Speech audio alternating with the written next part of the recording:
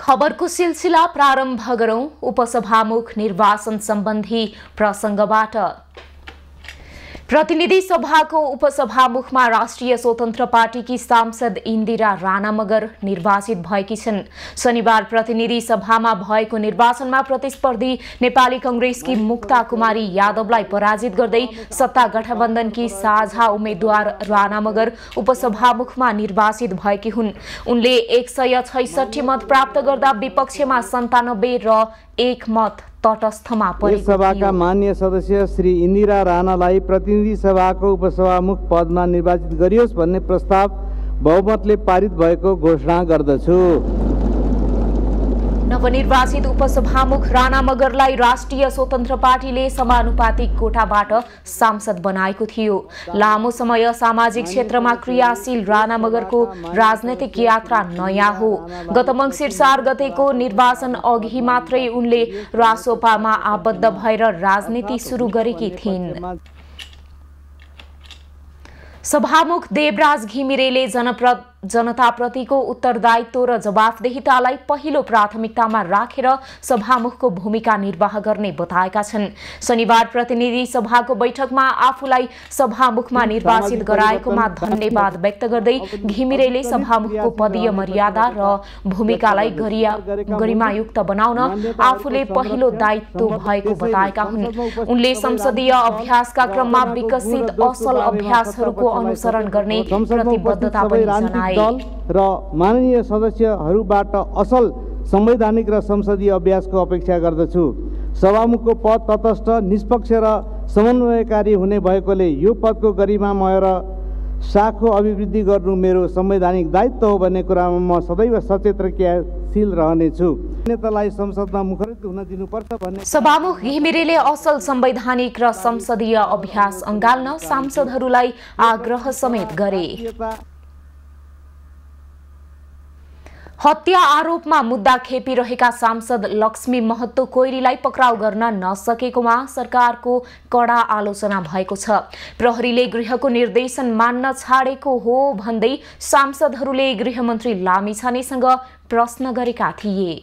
प्रतिनिधि सभाको शनिबारको उपसभामुख निर्वाचनको अवसरमा सांसदहरूले सरकारको आलोचना गरेका छन्। सशस्त्र प्रहरीको हत्याको मुद्दा खेपिरहेका एमाले सांसद लक्ष्मी महतो कोइरीलाई पक्राउ गर्न नसकेको भन्दै आलोचना गरेका हुन्। गृहमन्त्री रवि लामिछानेको निर्देशनमा शुक्रबार गृहले पक्राउ गर्ने विज्ञप्ति जारी गरेको थियो। गृहको शुक्रबारको यो विज्ञप्तिमाथि कडा टिप्पणी गर्दै कांग्रेस सांसद रामहरि खतिवडाले गृहमन्त्रीको निर्देशन प्रहरीले टेर्नै छाडेको हो भन्दै प्रश्न गरेका छन्। गृहमन्त्री बालपनको बाल केटाकेटीपनको सदस्य प्रदर्शन त्यहाँ गर्नु भएन के देशको गृहमन्त्रीलाई प्रहरी प्रशासनले टेर्न छोडेको हो? मौखिक रूपमा सूचना दिँदा कोही अपराधीलाई पक्राउ नगर्ने परम्पराको सिर्जना भएको हो? मङ्सिर 4 को निर्वाचनपछि बसेको संसद बैठकमा लक्ष्मी महतोको विषयमा कुरा उठ्दै आएको छ। यसअघि सभामुखको निर्वाचनको बेला पनि उनलाई पक्राउ गर्न सरकारले नसकेको भन्दै टिप्पणी भएको थियो। सांसदहरूले प्रश्न उठाएपछि विधि र प्रक्रियाबाटै सम्बन्धित व्यक्ति पक्राउ गर्न गृहमन्त्री रवि लामिछानेले बताएका थिए। विधि र पद्धति भन्दा बाहिर गएर गृह मन्त्रालय 1 कदम 1 इन्च बाहिर निस्किँदैन। म यहाँहरूलाई यसको ग्यारेन्टी, सम्मानित सदनलाई यसको ग्यारेन्टी गराउन चाहन्छु। त्यसको एउटा प्रक्रिया छ। त्यो प्रक्रियामा कसैले दबाब र प्रभाव दिनुहुने छैन भन्ने कुराको जानकारी यस अगाडि पनि सम्मानित सदनलाई मैले गराइ नै सकेको छु। एमाले सांसद लक्ष्मी महतो कोइरीमाथि सशस्त्र प्रहरी निरीक्षक थमन विकको हत्या अभियोग लागेको छ। जनकपुर उच्च अदालतले थुनामा राखी अनुसन्धान गर्न भनेको थियो, तर कोइरी प्रहरीबाट लुक्दै आएको मात्रै छैनन्। मङ्सिर 4 को निर्वाचनमा महोत्तरी 1 बाट निर्वाचित समेत भएका थिए। प्रतिनिधि सभाका सांसदहरूले संविधान च्यातिने खतरा कायमै रहेको भन्दै सचेत हुनुपर्ने बताएका छन्। प्रतिनिधि सभाको शनिबारको बैठकमा धारणा राख्दै नेपाली कांग्रेस र एकीकृत समाजवादीका सांसदहरूले संविधानमाथि खतरा रहेको औल्याएका हुन्।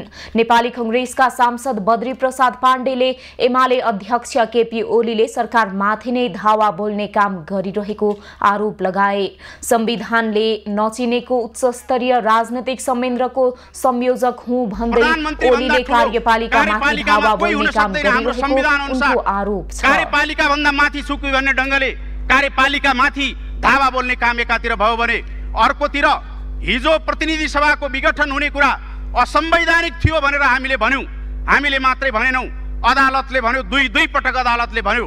अदालतले भनेको विषयलाई पनि अन्तका नजिरहरू देखाएर, अन्तका दृष्टान्तहरू देखाएर हाम्रो संविधानलाई जसरी धावा बोल्ने काम भयो, यो विघटन गर्न सकिन्छ, प्रतिनिधि सभाको विघटन गर्न सकिने खालको धावा बोल्ने काम भयो। सांसद पाण्डेले प्रतिनिधि सभा विघटन गर्नु संविधान विपरीत हो भन्ने अदालतको फैसलामाथि नै अपमान गर्ने काम ओलीले गरिरहेको भन्दै आक्रोश समेत व्यक्त गरे। बैठकमा नेकपा एकीकृत समाजवादीका सांसद मेटमणि चौधरीले नेपालको संविधान च्यात्न पूर्व प्रधानमन्त्रीहरू नै मौका ढुकेर बसेको आरोप लगाए। उनले संसदमा आएर कुतर्क गर्नेहरूलाई संविधान अनुसार कोचिङ क्लासको व्यवस्था हुनुपर्ने बताए। उदाहरणहरू प्रस्तुत गर्ने काम गरिरहेका छौँ। यस्ता कुतर्क गर्नेहरूलाई नेपालको संविधान 2047 र 2072 को संविधानको धारा उपधाराको राम्रोसँग मलाई लाग्छ सभामुख महोदय कोचिङ क्लासको व्यवस्था गर्नुपर्छ जस्तो मलाई लाग्छ। सांसद चौधरीले संसदमा संविधानको कुतर्क गर्ने व्यक्ति रहेसम्म संविधान च्यातिने सम्भावना कायम रहने बताए। बैठकमा सत्तारूढ राष्ट्रिय प्रजातन्त्र पार्टीका प्रमुख सचेतक ज्ञानेन्द्र बहादुर शाहीले भ्रष्टाचार काण्डमा परेका व्यक्तिहरूलाई सर्वस्व हरण सहित जेल चलान गर्न माग गरे। विश्वका विभिन्न मुलुकमा पूर्व राष्ट्रपति, पूर्व प्रधानमन्त्री, बाहलवाला प्रधानमन्त्री वा उच्च ओहदामा रहेकाहरूलाई पनि भ्रष्टाचारको काण्डमा सर्वस्व हरण सहित जेल गरिएको आफूले थाहा पाएको उल्लेख गर्दै नेपालमा पनि आफूले सो कुरा देख्न चाहेको बताए। पट्टी बाँधेर बसेको छ सभामुख महोदय। त्यसैले होला साना माछा मात्रै जालमा पर्ने, ठुलठुला माछा फुत्किने, यो कहिलेसम्म सभामुख महोदय मेरो यो क्वेसन हो।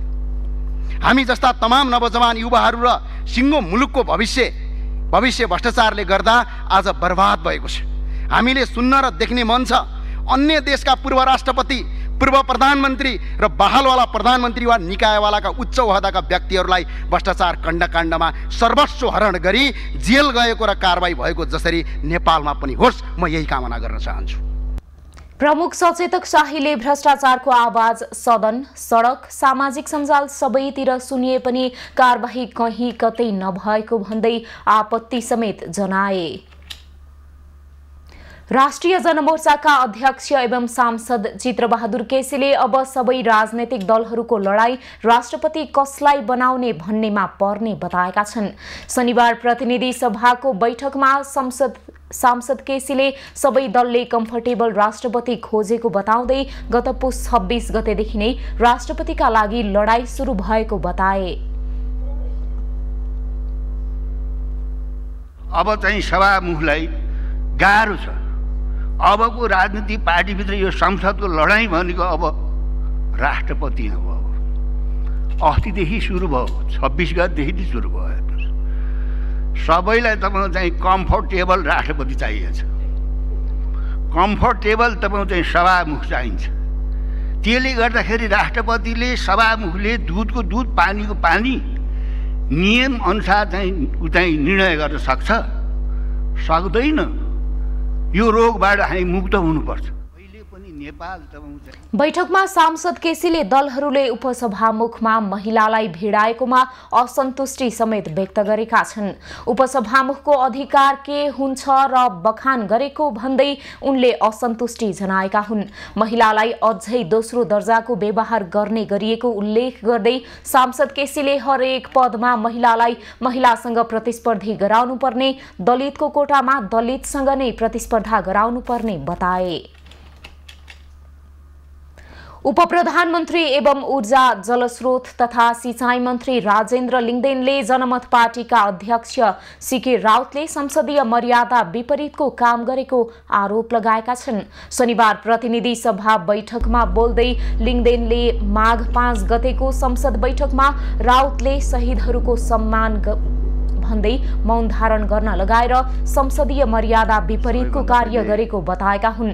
उनले संसदीय मर्यादा र नियम विपरीत भएकैले आफूहरू मौन धारणमा सहभागी नभएको पनि स्पष्ट पारे। विषय रुलिङ गर्नु पर्यो, कम्तीमा कि मेरो प्रधानमन्त्री उठ्नु पर्यो। हामीले संसदीय मर्यादा भङ्ग गर्नु हुँदैन भन्ने कुरालाई ध्यानमा राखेर हामी नउठेको भन्ने कुरा यो संसदले पनि बुझोस् र बाहिरी समाजले पनि बुझोस् भन्ने कुरा म त प्रधानमन्त्रीको उपप्रधानमन्त्री भएर पनि भनिदिन्छु, प्रधानमन्त्रीको तर्फबाट पनि भनिदिन्छु, यो गलत कुरा गइराखेको छ, यो गलत कुरा लान पाइँदैन। र यसपछि मूल विषयमा आउन चाहन्छु।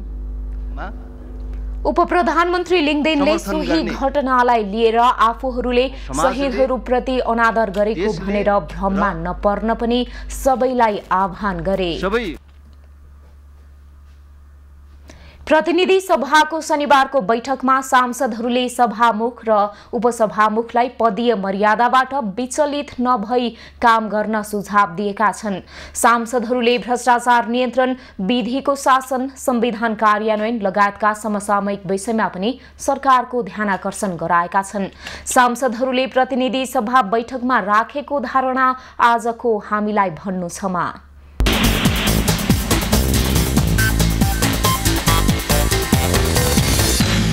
भारतको बहराइचको कारागारमा 53 जना नेपाली कैदी बन्दी भएको प्रकाशित भयो।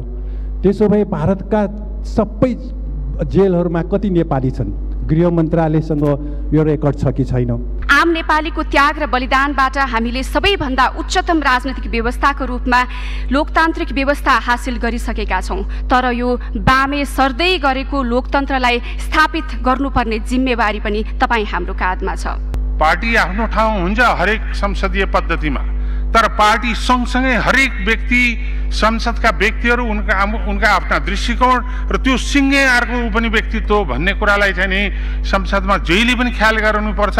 सभामुख र उपसभामुख समानान्तर भूमिकामा हुनुपर्छ, मैले यो पटक्कै पनि भन्न खोजेको होइन। तर केही भूमिकाहरू उपसभामुखको पनि ठोस गरिदा राम्रो हुन्थ्यो कि भन्ने मेरो नितान्तै व्यक्तिगत चाहिँ विचार हो। यो विगत 15 वर्षको हेर्ने हो भने मत विभाजनको स्थिति आएन। त्यत्रो राष्ट्रिय सहमतिको लागि उहाँले आश्वासन दिनुभयो, आपसी विश्वासको लागि दिनुभयो, तर के कारणले हो मलाई थाहा छैन। हामीले भ्रष्टाचारको फाइल खोल्ने भनेका छौँ। मभन्दा अगाडिका वक्ताहरूले पनि भ्रष्टाचार करप्सन भनेर कतिचोटि भनिसकेका छन्। तर हामी कहिले गर्छौँ? के हामी कुर्छौँ? त्यस्तै हाम्रा निजामती कर्मचारी ऐन नबनेर, स्थानीय तहहरूमा कर्मचारी नभएर, प्रदेशमा कर्मचारी नभएर अहिले विकास निर्माणमा एकदम गतिरोध पैदा भएको छ। नेकपा माओवादी केन्द्रका सांसद जनार्दन शर्माले सत्ता गठबन्धनबाट नै राष्ट्रपतिको उम्मेद्वार बन्ने बताएका छन्। शनिबार प्रतिनिधि सभाको बैठकपछि सञ्चारकर्मीसँग कुरा गर्दै सांसद शर्माले केही दिनमै सत्तारूढ दलहरूले छलफल गरेर राष्ट्रपतिको उम्मेद्वार टुङ्गो लगाउने बताएका हुन्। उनले गठबन्धन फुटाउने र जोड्ने समय अब सकिसकेको भन्दै सरकारमा भएका दलहरूले प्रस्ताव गरेकै व्यक्ति राष्ट्रपति बन्ने दाबी पनि गरे। पार्टीले निर्णय गरे अनुसार नै मत हाल्ने भएको हुँदा अब बहुमत अहिलेको सरकारसँग गठबन्धन भएको हुनाले सरकारले प्रस्ताव गरेको, सरकारमा भएका दलहरूले प्रस्ताव गरेको व्यक्ति नै राष्ट्रपति हुने देख्छु मैले। नेपाली कांग्रेसका सांसद डाक्टर प्रकाश शरण महतले सभामुख र उपसभामुखको चयनमा प्रधानमन्त्री पुष्पकमल दाहाल फेल भएको बताए। उनले संविधानको रक्षा गर्ने मुद्दाका लागि दाहाललाई समर्थन गरेको भन्दै राष्ट्रपति र उपराष्ट्रपतिको परीक्षणमा उत्तीर्ण हुने कि नहुने भन्ने बारेमा अब प्रधानमन्त्री पनि अब कहाँ उभिने, संविधान रक्षाको पक्षमा उभिने कि नउभिने उहाँमा निर्भर गर्दछ।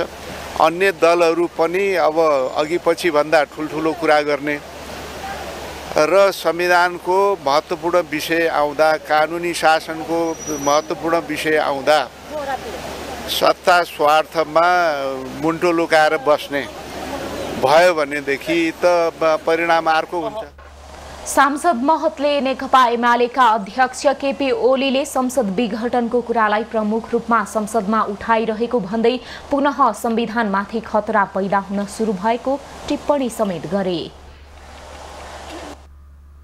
उपप्रधान तथा अर्थमन्त्री विष्णुप्रसाद पौडेलले मुलुकको आर्थिक क्षेत्र सुधारका लागि चुनौती खडा भएको बताएका छन्।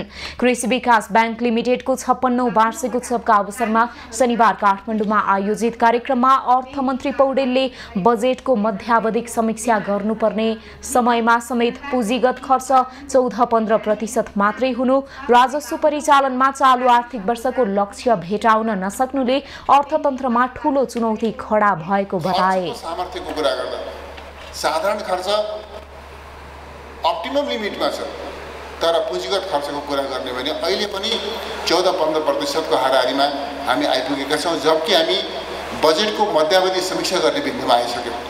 यस्तो छ आजको मुलुकको आर्थिक अवस्था। कार्यक्रममा नेपाल राष्ट्र बैंकका गभर्नर महाप्रसाद अधिकारीले बैंकहरूबाट कर्जा लिएर कर्जा वा ब्याज तिर्नुको सट्टा सडक आन्दोलन गर्नु अराजकता भएको बताए। गभर्नर अधिकारीले यस्ता अराजक कुरालाई कसैले पनि प्रश्रय दिन नहुने भन्दै राष्ट्र बैंक यो विषयमा सशर्त र सतर्क र सजग रहेको बताएका छन्। क्यापिटल एडुकेसनमा मार्केट एभरेज भन्दा माथि हुनुहुन्छ, अर्थात् साउन्डनेसमा माथि हुनुहुन्छ। यसलाई अझै सुधार गरेर यहाँहरूले लानुपर्छ र बजारमा प्रतिस्पर्धात्मक क्षमता यहाँहरूले विकास गर्न जरुरी छ।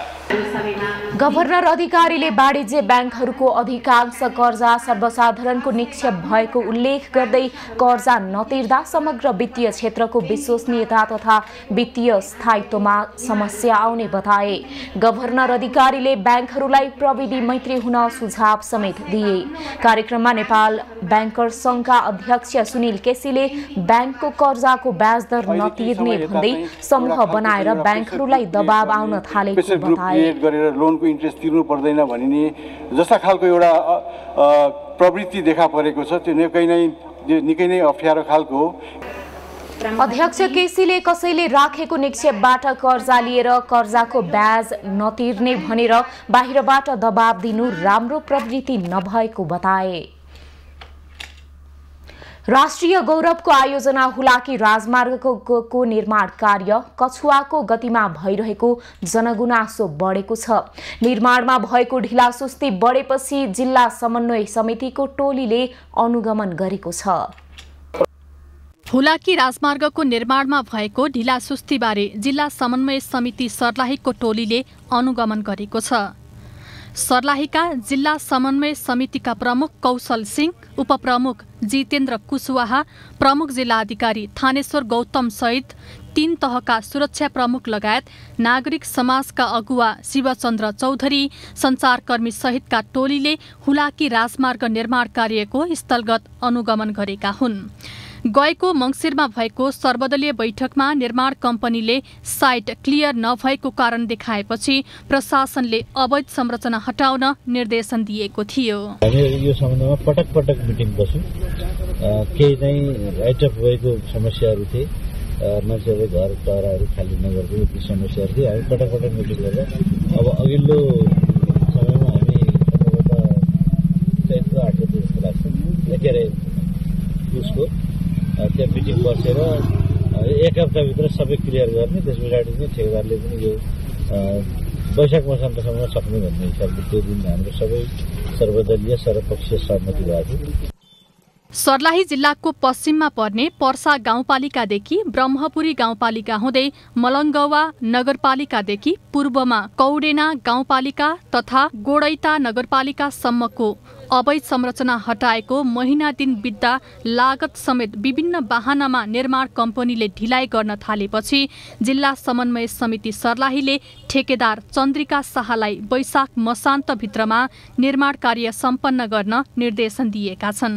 अब ढिलाइ त अब अस्ति हामी बैठक बसेर लास्ट गर्यौं। यो अब हुलाकी सडक भनेको यो एउटा कहानी जस्तो भइसकेको छ। वर्षौं 8-9 वर्ष जति भइसक्यो यो काम अधुरा रहेको। अब विभिन्न पाहनामा अब ठेकेदार र सडक विभागबाट आइरहेको थियो। यो जनस्तरबाट ठाउँ ठाउँमा अवरोध छ, त्यही भएर काम प्रगति भइरहेको छैन। मध्य प्रदेशमा हुलाकी सडकको निर्माण कार्य सके पनि सर्लाहीमा वर्षौंदेखि हुलाकी सडकको निर्माण कार्य अलपत्र परेपछि यहाँका जनता निराश छन्। वर्षायाममा हिलाम्मे र सुक्खायाममा धुलाम्मे सडकको कारण यहाँका जनता शास्ति खेप्दै आएका छन्।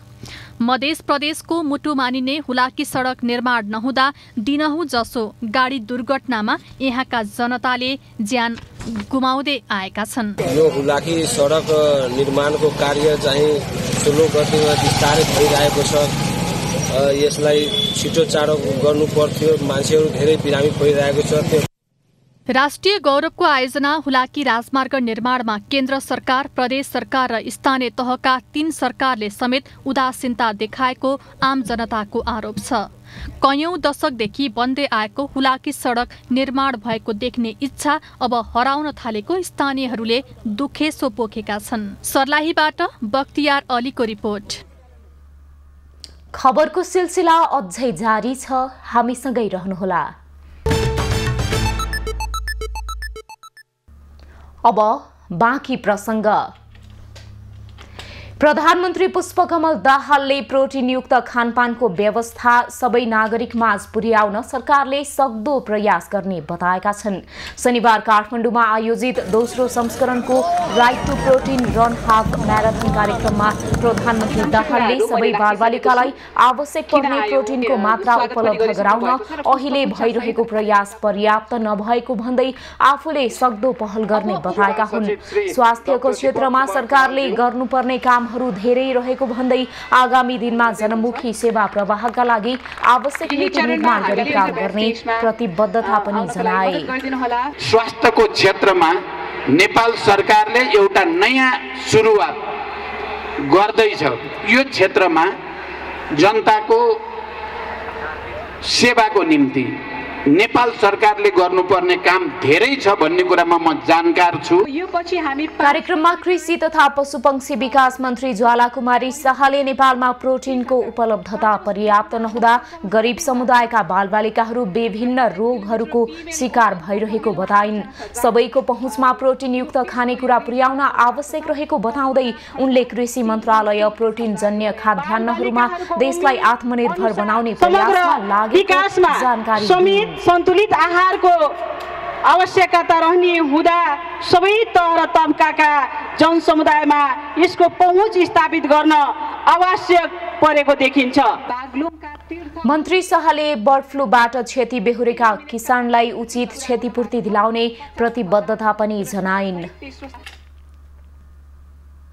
नेकपा एकीकृत समाजवादीका अध्यक्ष माधव कुमार नेपालले गएको निर्वाचनमा अर्कै पार्टीका लागि भोट माग्ने नेता तथा कार्यकर्तालाई कारबाही गर्ने चेतावनी दिएका छन्। रौतहट काठमाडौँ सम्पर्क मञ्चले शनिबार काठमाडौँमा आयोजना गरेको सम्मान कार्यक्रममा अध्यक्ष नेपालले रौतहटमा केही नेता तथा कार्यकर्ताले समानुपातिकतर्फ घण्टीमा मत मागेको खुलेको भन्दै कारबाही गर्ने चेतावनी दिएका हुन्। कलमकै भनेका थिए तर समानुपातिकमा घन्टीमा दिउँ भनेर लाग्यो। मलाई किन लाग्यो भन्दा उसको बोलीले मलाई मोहित गर्यो। उसको सम्बोधनले गरेको कामको प्रचारले म पनि प्रभावित भएँ भनेर भन्नुभयो भने ठिक्क चाहिँ तपाईँ इमान्दार हुनुहुन्छ भन्ने कुरा हुन्छ। होइन भने भोलि प्रमाण फेला पर्यो भने गाह्रो पर्ला फेरि। त्यसो हुनाले यो समीक्षा गर्नुपर्ने बेला पनि हो। अध्यक्ष नेपालले वर्तमान राजनैतिक सन्दर्भमा आफ्नो पार्टीको बेग्लै भूमिका रहेको पनि बताए। नेपाली आकाशमा हवाई सुरक्षा सुनिश्चित गर्न माग गर्दै काठमाडौँमा प्रदर्शन भएको छ। शनिबार माइती घर मण्डलामा अभियन्ताहरूले उड्डयन क्षेत्रमा राजनैतिक नियुक्ति बन्द गरी विशेषज्ञ र अनुभवी महानिर्देशक नियुक्ति गर्न माग गर्दै प्रदर्शन गरेका हुन्। प्रदर्शनमा सहभागीहरूले 10 वर्षभन्दा पुराना विमान आयात निषेध गर्न, नागरिक उड्डयन प्राधिकरणलाई सेवा प्रदायक निकाय मात्र बनाई छुट्टै स्वतन्त्र नियामक निकाय बनाउनु पर्ने लगायतका माग राखेका छन्। सन् 2022 को नेपालको अर्थतन्त्रलाई त्यति सुखद रहन सकेन। कोभिड-19 तथा लामो समयदेखि जारी रुस र युक्रेन बीचको युद्धले विश्व अर्थतन्त्र प्रभावित हुँदा त्यसको असर प्रत्यक्ष र अप्रत्यक्ष रूपमा आयातमा निर्भर नेपालमा पनि पर्यो। सन् 2023 मा पनि अहिलेकै अवस्था कायम रहे अर्थतन्त्रमा उल्लेख्य सुधार आउने देखिँदैन।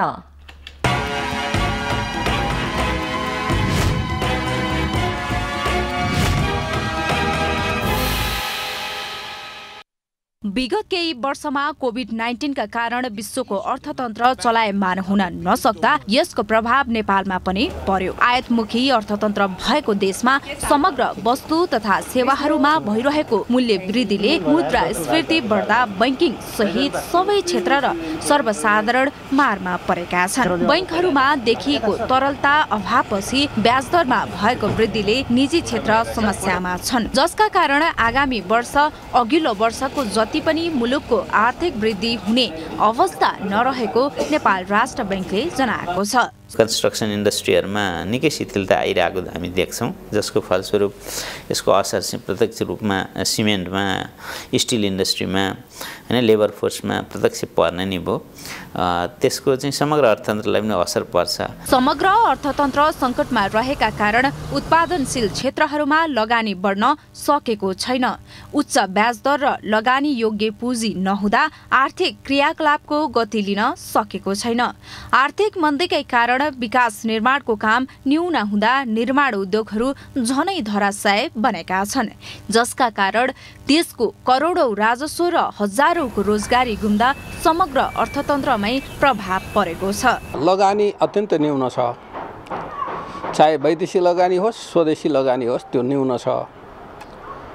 पर्यटन आय अत्यन्त न्यून छ, निकासी पनि घटेको छ, पैठारी पनि घटेको छ। अर्थतन्त्र मन्दीमा प्रवेश गरेको छ। आन्तरिक उत्पादन बढ्न नसक्दा आयातमै भर पर्नुपर्ने मुलुकको अर्थतन्त्रमा झनै जटिलता थपिन सक्नेछ। यसैले अर्थतन्त्रको समस्या र निजी क्षेत्रलाई चलायमान बनाउन सरकारले गम्भीर भएर लाग्न जरुरी देखिन्छ। एलिजा कुताल, काठमाडौँ।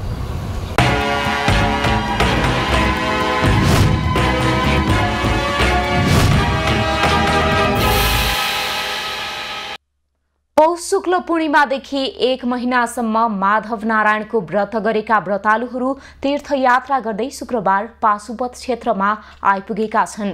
स्वस्थानी र माधव नारायणको पूजा गरेमा सुख, शान्ति र समृद्धि मिल्ने विश्वास सहित उनीहरू पाशुपत क्षेत्र आइपुगेका हुन्।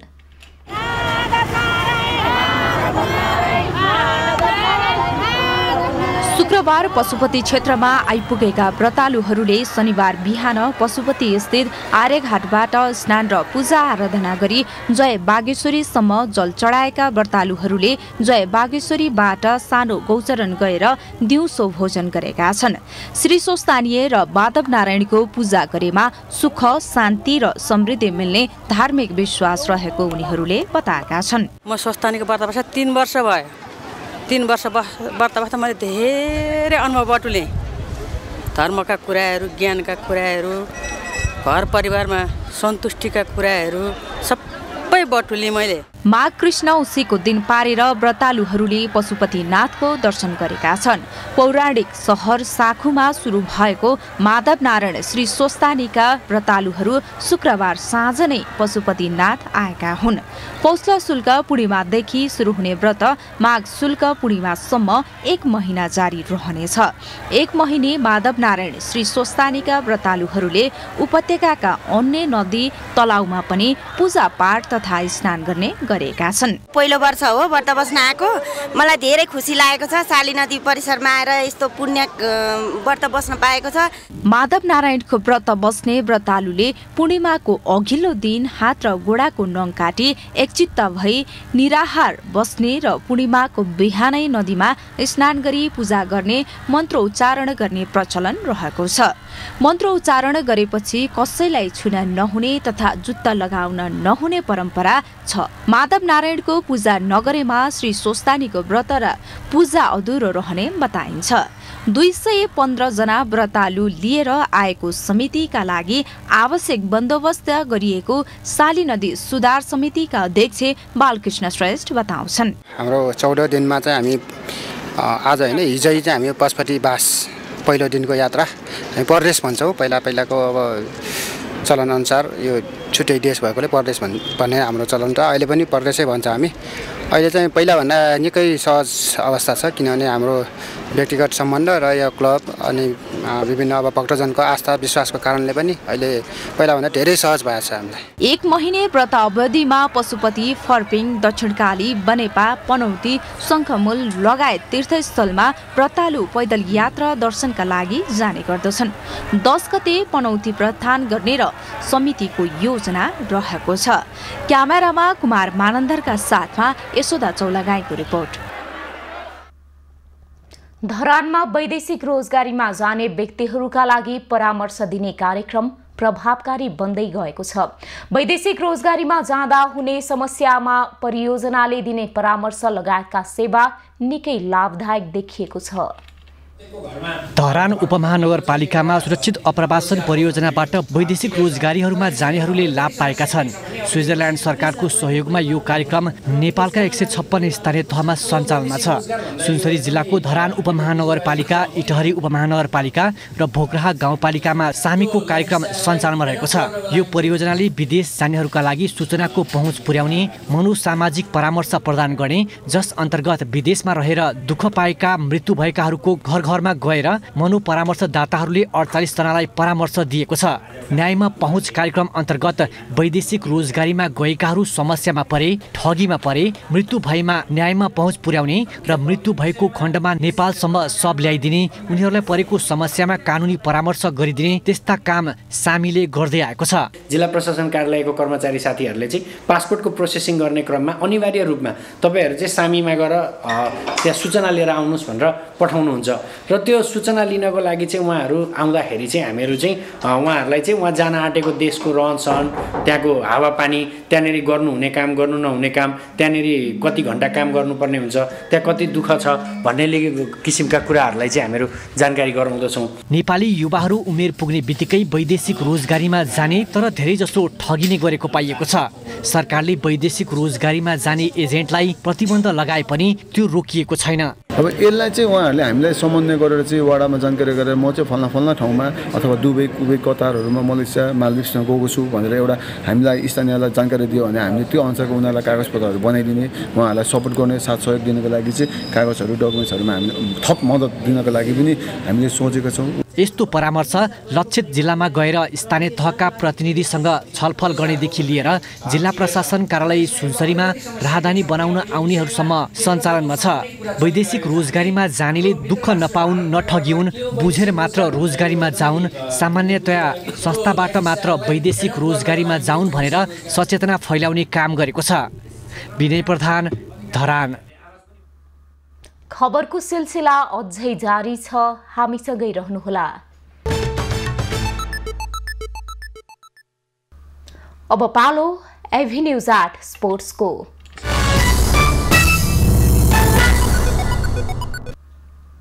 सुदूरपश्चिम प्रदेशले प्रधानमन्त्री कप महिला क्रिकेट T20 राष्ट्रिय क्रिकेट प्रतियोगिताको उपाधि जितेको छ। इटहरी स्थित जनता क्रिकेट मैदानमा शनिबार भएको फाइनलमा प्रदेश 1लाई 6 विकेटले हराउँदै सुदूरपश्चिम च्याम्पियन बनेको हो। प्रदेश 1ले दिएको 102 रनको लक्ष्य सुदूरले 19 ओभर 5 बलमा पूरा गर्यो। सुदूरको जितमा सम्झना खड्काले अभिजित 27, कविता जोशीले अभिजित 19, डोली भट्टले 22 तथा कविता कुँवरले 12 रन बनाइन्। प्रदेश 1 का लागि सबनम राई, संगीता राई, रुबिना छेत्री र हिरानमाई रोयले 1-1 विकेट लिए। त्यसअघि पहिले ब्याटिङ गरेको प्रदेश 1ले 20 ओभरमा 5 विकेट गुमाएर 101 रन बनाएको थियो। प्रदेश 1 का लागि काजल श्रेष्ठले अभिजित 48, अप्सरी बेगमले 15 र कप्तान रुबिना छेत्रीले 14 रन बनाए। सुदूरपश्चिमका लागि मनिषा चौधरी तथा ऋतु कोनुजियाले 1 विकेट झारे। उपाधिसँगै सुदूरपश्चिमले नगद 5 लाख र उपविजेता प्रदेश 1ले 3 लाख रुपैयाँ प्राप्त गरेका छन्। नेपाल क्रिकेट संज्ञानले आयोजना गरेको प्रतियोगितामा 8 टोलीको सहभागिता रहेको थियो। विभागीय टोली त्रिभुवन आर्मी क्लबका दीपक अधिकारी र एपीएफ की फूलमती राणाले शनिबार दशरथ रंगशालामा सम्पन्न दोस्रो संस्करणको right to protein run half म्याराथनको उपाधि जितेका छन्। त्रिपुरेश्वर स्थित दशरथ रंगशालामा नेपाल भेटेरिनरी एसोसिएसनले आयोजना गरेको right to protein run half म्याराथनमा पुरुषतर्फ दीपकले निर्धारित दूरी 1 घण्टा 5 मिनेट 8 सेकेन्डमा पूरा गर्दा महिलातर्फ फूलमतीले निर्धारित दूरी 1 घण्टा 22 मिनेट 12 सेकेन्डमा पूरा गर्दै उपाधि जिते। दुवै खेलाडीले 1-1 लाख रुपैयाँ प्राप्त गरे। पुरुषतर्फ राजन रोकाया दोस्रो र नरेन्द्र सिंह रावलले तेस्रो स्थान हासिल गरे। यस्तै महिलातर्फ नेपाल पुलिसकी राममाया बुढाले दोस्रो र त्रिभुवन आर्मीकी पूर्णलक्ष्मी नेउपानेले तेस्रो स्थान हासिल गरे। त्यस्तै महिला 5 किलोमिटर खुल्ला प्रतिस्पर्धामा आर्मीकी गीता विक पहिलो बन्दा आर्मीकै निर्मला केसी दोस्रो र एपीएफकी सीमा चौधरी तेस्रो भइन्। त्यस्तै 5 किलोमिटर पुरुष स्कुलतर्फ सञ्जीव नेपाली पहिलो, श्याम मगराती दोस्रो र हिमराज गुरुङले तेस्रो स्थान हासिल गरे। 3 किलोमिटर महिला स्कुलतर्फ कल्पना बुढा पहिलो बन्दा हिमानी शाही दोस्रो र दीपशिखा शाहीले तेस्रो स्थान हासिल गरे। पुरुष व्हीलचेयरतर्फ प्रेम बहादुर विक पहिलो बन्दा रामकाजी मिजात दोस्रो र सोमनाथ राई तेस्रो भए। महिला व्हीलचेयरमा रजनी राईले पहिलो, यामी झाँक्री मगरले दोस्रो र जोनिसा कठायतले तेस्रो स्थान हासिल गरे। एक दिने प्रतियोगितामा 5000 भन्दा बढी धावकले विभिन्न विधामा सहभागिता जनाएका थिए। हरेक विधाका शीर्ष 5 मा अटाउने सबै धावकलाई प्रधानमन्त्री पुष्पकमल दाहालले नगद पुरस्कार सहित शिल्ड प्रदान गरेका थिए। अहिलेलाई खबरको क्रम यति नै। एभी न्यूज खबरका यी सहित अन्य विस्तृत खबरका लागि www.avnews.tv लगइन गर्न सक्नुहुनेछ। युट्युब, फेसबुक र ट्विटरमा पनि हामीलाई फलो गर्न सकिनेछ। खबरभित्रको खबरका लागि हेर्दै रहनुहोला एभी न्यूज खबर। नमस्कार।